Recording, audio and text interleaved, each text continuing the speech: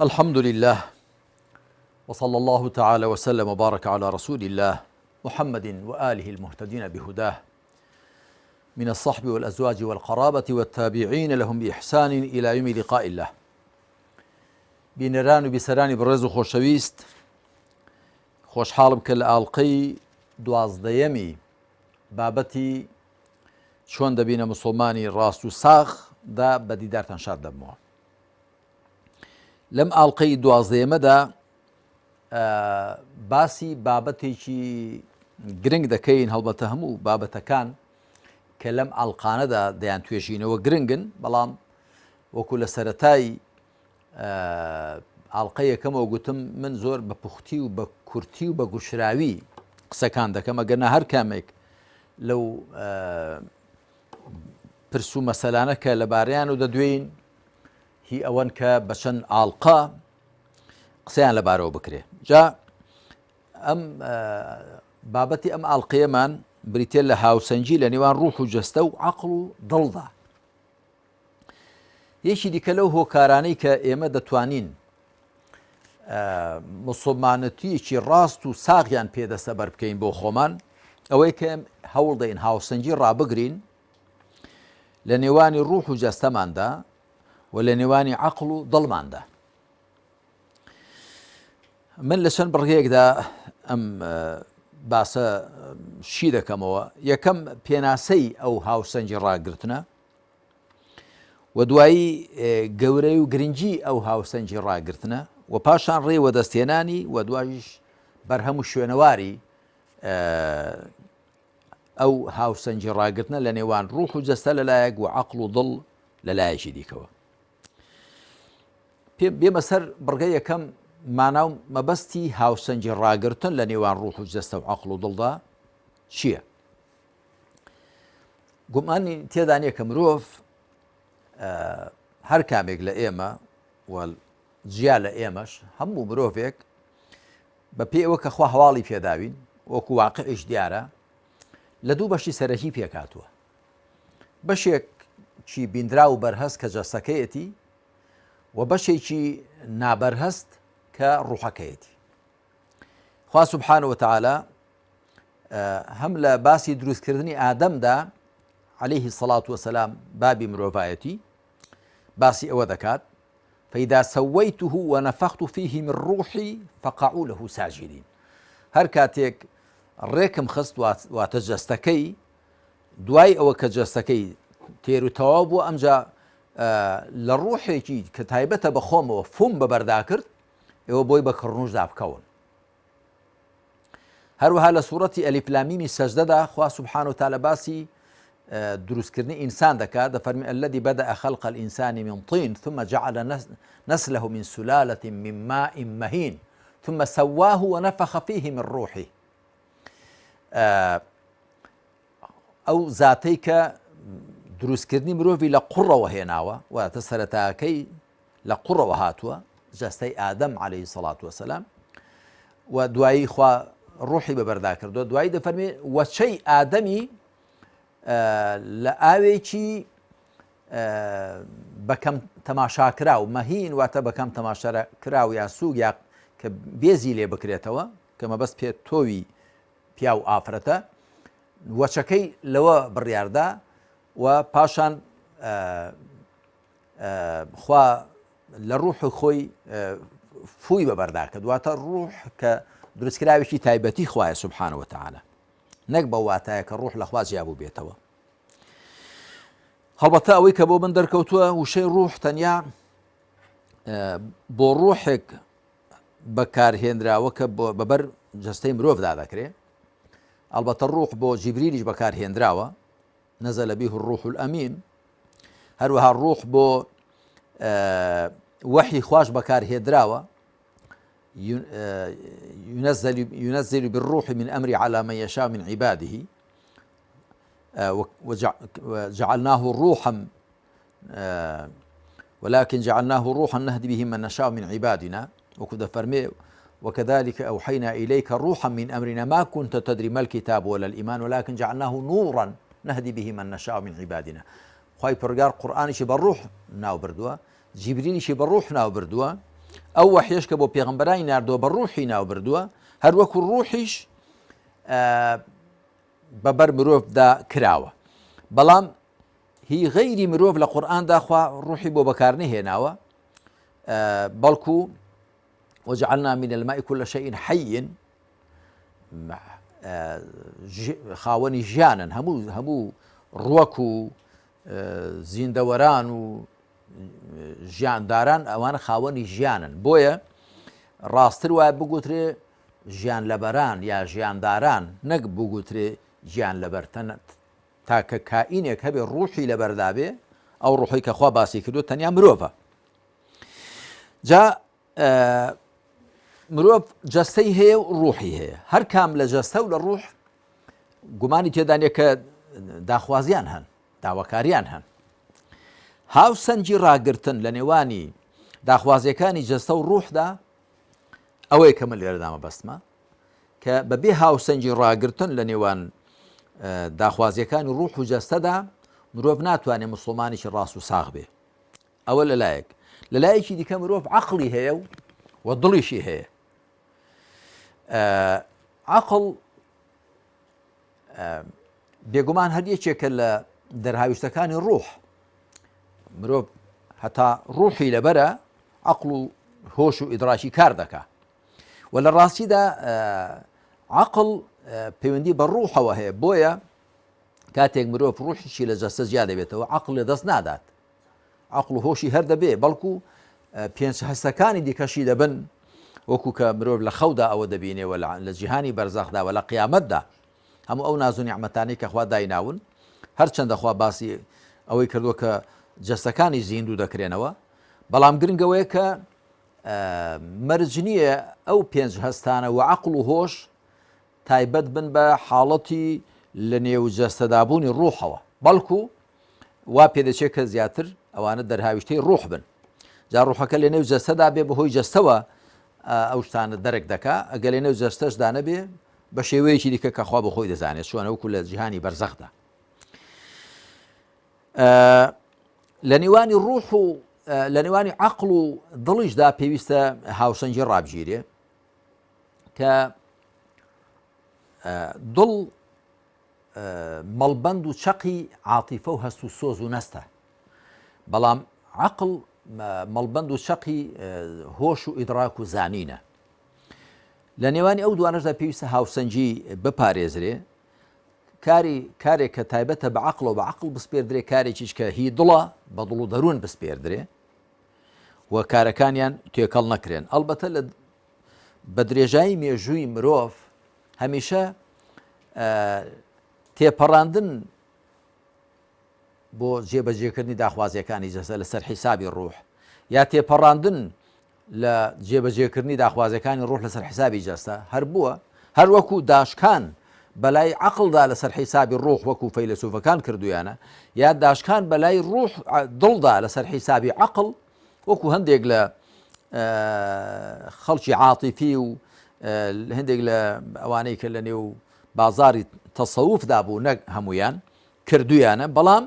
حاڵەتی شەرعی و ڕاست ئەوەیە کە هاوسەنجی ڕابگیرێ لە نێوانی ڕوح و جەستەدا و لە نێوانی عەقڵ و دڵدا ئەمە بۆچی گرنگە لەبەر ئەوە گرنگە کە مرۆڤ ئەگەر بێت و هاوسەنجی ڕانەگرێ لە نێوانی جەستەکەی و ڕوحەکەیدا عەقڵ و عاتیفە و هەست و سۆزیدا بە هەر لایەکیاندا تێپەڕێنێ لە لایەکەی دیکە کورتی دێنێ ئەوانەی کە بەلای داخوازیەکانی جەستەدا تێدەپەڕێنێ لەسەر حیسابی ڕوحە ئەوەی کە بەلای داخوازیەکانی ڕوحدا تێدەپەڕ لەسەر حیسابی جەستەیە هاوسەنجەکە تێک دەچێت هەروەها عەقڵ و عاتیفە و عەقڵ و دڵیش بە هەمان شێوە خوا سبحانه وتعالى لسورة البقرة لوصف أمتي بيغمبر عليه الصلاة والسلام دفرمي وكذلك جعلناكم أمة وسطا لتكونوا شهداء على الناس ويكون الرسول عليكم شهيدا ئێوەمان کردووە بە باشترین کۆمەڵ یاخود کردومان بە کۆمەڵێکی میانجی خەتینەوە ڕازگر تاکو ئێوە شاید بن بەسەر خەڵکەوە شایدی ڕاستی دینی خوا بن بەسەر خەڵکەوە و پێغەمبەریش بەسەر ئێوە شاید بێت پێغەمبەر عەلەیهی سەڵات وسەلام شاید و بەڵگەی ڕاستی دینی خوایە بەسەر ئێوەوە و چاودێرە بەسەرتانەوە ئێوەش دەبێت چاودێر بن و شاید و بەڵگە بن بەسەر مرۆڤایەتیەوە کاتێک دەتوانن شاید و چاو دێر بن کە بەو شێوەیە کە خوا پێناسەی کردوون وابن وەکەداری کە جعلناکم ئومەتەن وەسەطە وەسەط واتە خەتی نێوە ڕازگر نە تێپەڕێنن نە کورتی بێنن نە بەم لادا نە بەو لادا هاوسەنگ بوەستن. ڕێوەدەستهێنانی ئەو هاوسەنجیە لە نێوانی ڕوح و جەستەدا لەلایەک و عەقڵ و عاتیفە و دڵ و هەست و سۆزدا لەلایەکی دیکە بە شوێنکەوتنی پێغەمبەری خاتەم دەبێت صلی الله عليه وسلم و بەوە دەبێت کە مرۆڤ ئیدراک و زانینێکی باشی هەبێ بۆ خۆی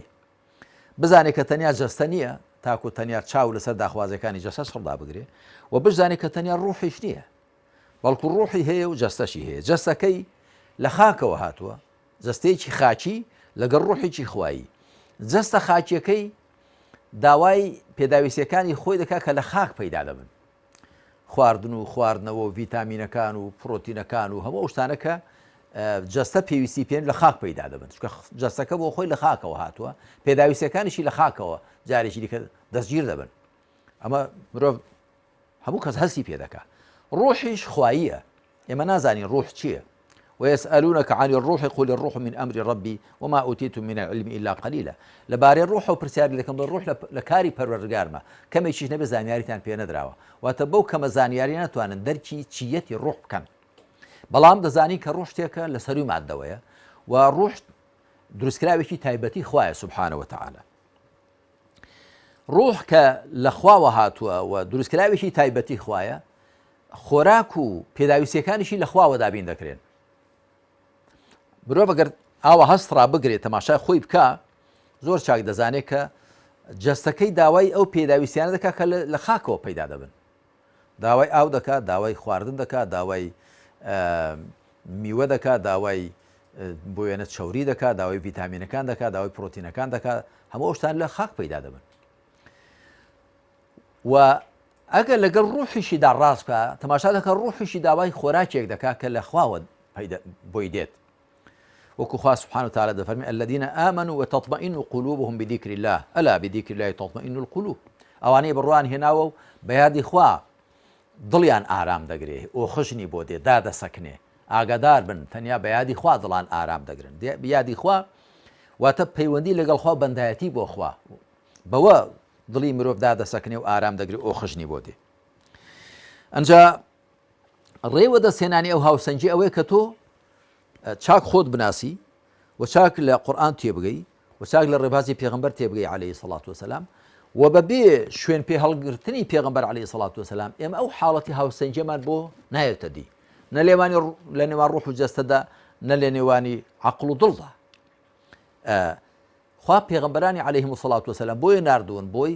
بەڵگەی خوا لەسەر خەڵک تەواو کەن رسلا مبشرین ومنذرین لئلا يكون للناس على الله حجة بعد الرسل وكان الله عزيزا حكيما. پێغەمبەرانێکی موژدەدەر و ترسێنەرن تاکو لە دوای پێغەمبەران خەڵک بەڵگەی نەبێ لەسەر خوا. پێغەمبەران عەلەیهیمو سەڵات وسەلام لە ئادەم و تا خاتەم هاتوون کە تێمان بگەێنن چۆن دینداری دەکرێت، چۆن خوا ڕازی دەکرێت و چۆن هەڵسوکەوتی نێو خەڵک و کۆمەڵگاش دەکرێت و چۆن هاوسەنجی لە نێوانی جەستە و ڕوحدا ڕادەگیرێ و لە نێوانی عەقڵ و دڵدا ڕادەگیرێ. ئەوە ئێمە پێویستیمان بە سەرمەشقێکی زیندوو هەیە پێشانماندا کە پێغەمبەران عەلەیهیمو سەڵات وسەلام ئەو سەرمەشقن و بۆیە خوا سبحانه وتعالى ئەو هیدایەتەی خۆی ئەو بەرنامەی خۆی ئەو شەریعەتەی خۆی ناردووە کە لەسەر زەوی لەلایەنی پێغەمبەرانەوە پیادە بکرێت سەداسەد پیادە کراوە ئەوەی هەرچی کە لە توانایاندا هەبوو کردوانە پێغەمبەران عەلەیهیمو سەڵات وسەلام کەم تەرخەمیان نەبووە وخوا پێغەمبەرانیشی پاراستووە لە هەڵە و گوناح و لادان و تاوان تاکو سەرمەشقێکی تێر و تەواو بن. تۆ لە هەر ڕوێکەوە تەماشای پێغەمبەران کەی عەلەیهیمو سەڵات وسەلام لە هەموو ڕوەکانەوە سەرمەشقی مرۆڤایەتین لە ڕووی حوکمڕانیەوە لە ڕووی پەرستن و بەندایەتی بۆ خواوە لە ڕووی ڕەوشت و ئاکارەوە لە ڕووی حاڵەتی خێزانیەوە لە ڕووی کۆمەڵایەتیەوە لە ڕووی نەخۆشبوونەوە لە ڕووی تووشی گرفتاربوونەوە لە ڕووی تووشی زیندان و سژن بوونەوە لە ڕووی هەڕەشە لێکران لە هەموو ڕوەکانەوە پێغەمبەران عەلەیهیمو سەڵات وسەلام بۆ ئێمە سەرمەشق و چاوساغن. بەرهەموو شوێنەواری ئەو هاوسەنجی ڕاگرتنە بریتێ لە وەدەسێنانی ڕەزامەندی خوا و بریتێ لە حاڵەتی بەختەوەری و خۆشنودی لە مرۆڤ لە ذاتی خۆیدا هەستی پێ دەکا کاتێک کە تۆ لەسەر ڕاستەڕێی خوای متعالی لەسەر ڕێبازی پێغەمبەری عەلەیهی سەڵات وەسەلام و ئەو هاوسەنجەت پاراست و ڕاتگرتووە گومانی تێدا نیسان هەست بە خۆشنودی و بەختەوەری دەکات. بەڵام لە هەموو حاڵەتەکانی دیکەدا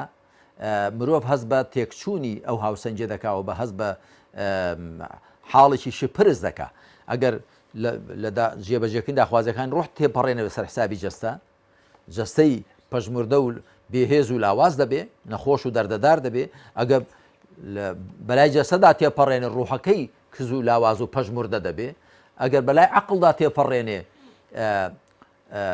دڵەکەی بەرەو زەرتەڵگەڕان و مردووی دەچێ. ئەگەر بەلای دڵدا تێپەڕێنێ بە تەئکید عەقڵەکەی بەجێ دەمێنێ. بەڵام بەپێی ئەوە کە خوا سوبحانە وتعالە پێشانی داوین لە قورئاندا و پێغەمبەر عەلەیهی سەڵات وسەلام بۆی بەرجەستە کردوین لە ڕێبازی خۆیدا، ئەو حاڵەتی هاوسەنجەمان بۆ پەیدا دەبێ. کۆتایی ئەم ئاڵقەیەش بەو فەرمایشتەی پێغەمبەر دێنین صلی الله علیه وسلم کە ڕۆژێک سێ کەس دێن بۆ ماڵەکانی پێغەمبەر صلی الله علیه وسلم لەبارەی خواپەرستی و تاعەت و عیبادەتی پێغەمبەر و پرسیار لە هاوسەرانی بەڕێزی پێغەمبەر دەکەن خوالیان ڕازی بێ. ئەوانیش هەواڵیان پێدەدەن. ئەوانی جێکێکیان دەڵێ من لەمە دووە شەوانە هەر شەو نوێژ دەکەم و ناخەوم. یەکیشیان دەڵێ منیش ڕۆژانە هەر بە ڕۆژوو بۆ ڕۆژوو ناپسێن بۆ ڕۆژوو سونەت. یەکێکیان دەڵێ منیش هاوسەرگیری ناکەم. کە پێغەمبەری خوا دەگەڕێتەوە صلی الله علیه وسلم بۆی دەجێڕنەوە، پێغەمبەری خوا دەفەرمێ ئەنا ئوصلی وأرقد وأصوم وأفطر وأتزوج النساء فمن رغب عن سنتي فليس مني. ئەمە لە صحیح بوخاری مسلم داهاتوە. دەفەرمێ من شەو نوێژ دەکەم، دەشخەوم و ڕۆژوی سنەت دەگرم، جاری واشێ بە ڕۆژوو نابم و هاوسەرانیش دەگرم. هەر کەسێ لە ڕێبازی من لابدا لە من نییە. و هەر لەو سیاقەدا لە فەرمایشتی دیکەدا هاتووە کە پێغەمبەر عەلەیهی سەڵات وسەلام فەرموویەتی حەقی پەروەردگارت لەسەرتە، حەقی جەستەت لەسەرتە، حەقی چاور لەسەرتە، حەقی ماڵ و خێزانت و حەقی میوانت و هەر خاوەن حەقە حەقی خۆی پێ بدە، خۆ ئاوای دەوێ، نەک هەموو حەقەکان بدەی بە یەکێک لەسەر حیسابی ئەوانی دیکە. خوا بە کەڕەمی خۆی تەوفیقماندا ئەو هاوسەنجە لە نێوانی ڕوح و جەستە و عەقڵ و دڵماندا ڕابگرین و بەو شێوەیە دینداری موسڵمانەتی بکەین کە پێغەمبەری خاتەم صلی الله علیه وسلم کردوویەتی و هاوڵانی بەڕێزی و شوێن کەوتوانیان کردویانە کە گومانی تێدا نیە تەواوترین حاڵەتی دینداری و موسڵمانەتی ئەوەیە کە پێغەمبەری خاتەم عەلەیهی سەڵات وسەلام کردوویەتی. بەڵکو موسڵمانەتی جگە لەوەی کە پێغەمبەر کردوویەتی عەلەیهی سەڵات وسەلام چەند کواتایەکی دیکەی نیە. موسڵمانەتی هەر ئەوەیە کە پێغەمبەری خاتەم کردوویەتی و خەلیفە ڕاشیدەکان و هاوڵانی بەڕێزی و شوێن کەوتوانیان بە دوای ئەواندا. خوا لەو کەسانەمان بجێڕێکە ئەوان دەکەنە سەر مەشقی خۆیان و موسڵمانەتیش ڕاست و ساغ ئەنجام دەدەن. لێرەدا دێنێ کۆتایی ماڵقەیەمان. وصلى الله على محمد وعلى آله وصحبه أجمعين والحمد لله رب العالمين.